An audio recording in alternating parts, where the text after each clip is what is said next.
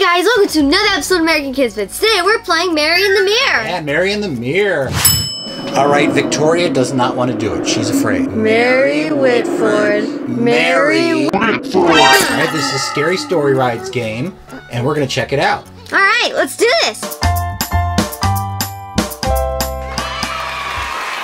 Candace invited her best friends over for a sleepover. The girls were all excited. After settling in, Candace asked her friends, who wants to hear a scary story? They all raised their hands excited. Ooh. Okay guys, this is a scary one, so get ready. The girls got all giddy and waited for Candace to begin. Once upon a time, there was a herbalist named Mary Whitford who lived deep in a forest. Ooh.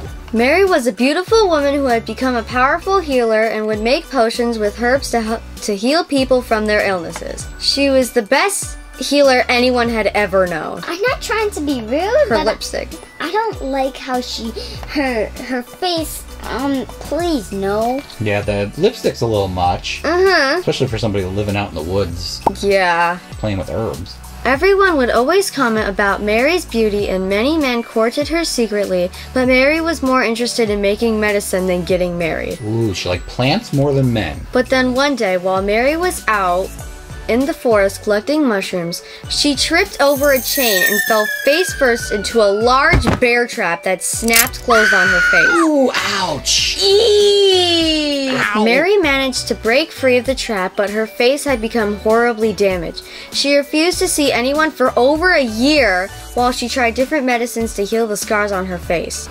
Looks kind of like Mr. Aizawa. Yeah, she does look Mr. like Mr. Aizawa. But just like more scarred. Yeah. But nothing worked. She finally gave up and decided to wear a veil to cover her face, and she went back to work healing people again. Everyone asked her what had happened over the last year and why she was wearing a veil. She told them that she just needed time to study medicine more and that her eyes had become light sensitive, so she wore the veil. She's like, I'm good. I definitely did not fall in a bear trap. No. Then one day, a man named Lord Harlan showed up at her house. Lord Harlan was just one of the many men who'd fallen in love with Mary, and he'd come to ask her to marry him. Oh, how nice. Finally! I don't think he's probably going to like that bear trap scar, though. No, Ooh. not at all. He presented her with a huge ruby ring and promised her all of his wealth if she would just marry him. But Mary didn't care about the money. However, she did indeed find Lord Harlan to be very handsome, charming, intelligent, and sweet. So she told him that if he would accept her as she is, that she would marry him. Okay. Okay? Lord Harlan was so excited. He knelt down and said, Mary, I accept you as you are. Lord Harlan was so excited. He knelt down and said, Mary, I accept you as you are. Will you marry me? Mary answered, yes, Lord Harlan, I will marry you. Aw, how nice. Mary held out her hand and Lord Harlan slipped on the ring. They embraced each other and Lord Harlan raised his hands up to her face and took off the veil to kiss her. Uh-oh. No. Here we go. Stop it! No! Okay, once the veil was off, she smiled at him, but his eyes grew wide and his face cringed in disgust as he jumped backwards. What? What happened to you? You're a monster, he cried out loud. Oh, that's not very sensitive. That's me.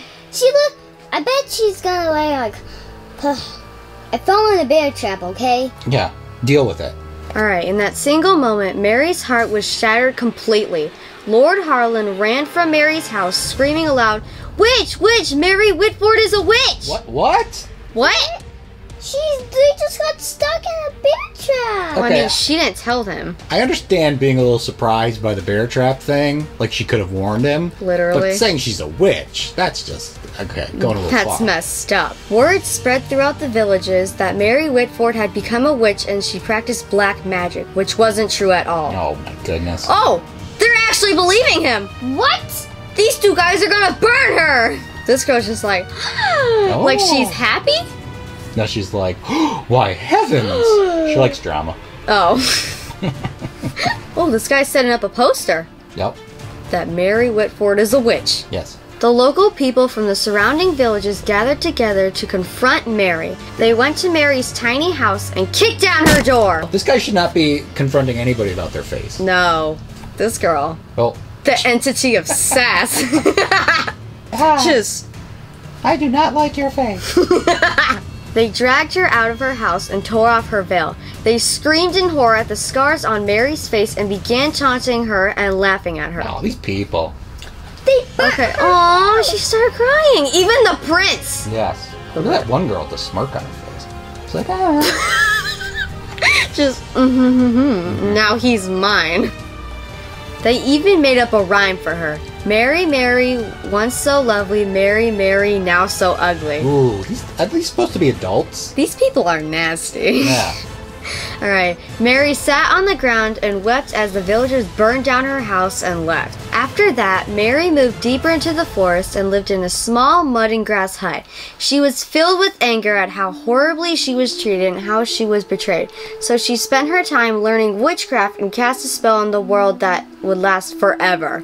She wrote down on parchments what that spell would do and left one parchment in each village for all to know. Oh, okay.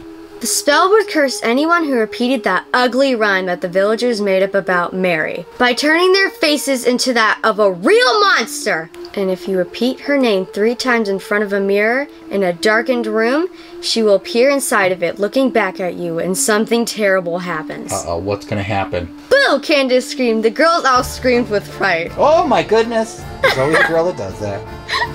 I love her face. Ah! That was the story of Mary Whitford. The girls jumped up and clapped, all of them agreeing that the story was great but also very, very scary, yet very sad too. Then Tara put her hand up and dared them all to repeat Mary Whitford's name in front of Candace's mirror. Together!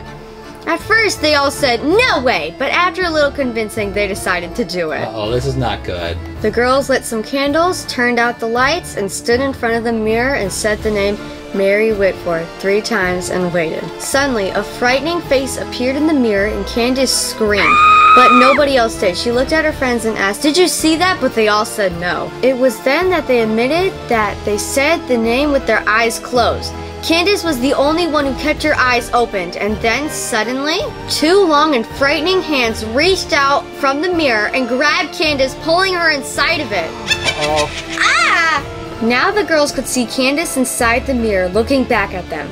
Only now, Candace looked monstrous! Now she's trapped inside of this mirror with me. Forever! Yelled Mary Whitford.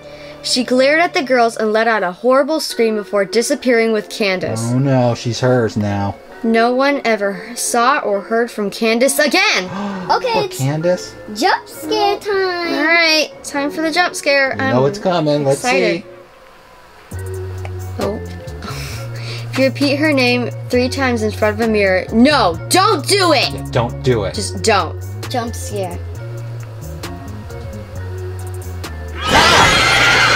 Hi, oh, she's grabbing me. Should we get a mirror and try it? No. Do you think it will work? To the bathroom! All right, Victoria does not want to do it. She's afraid.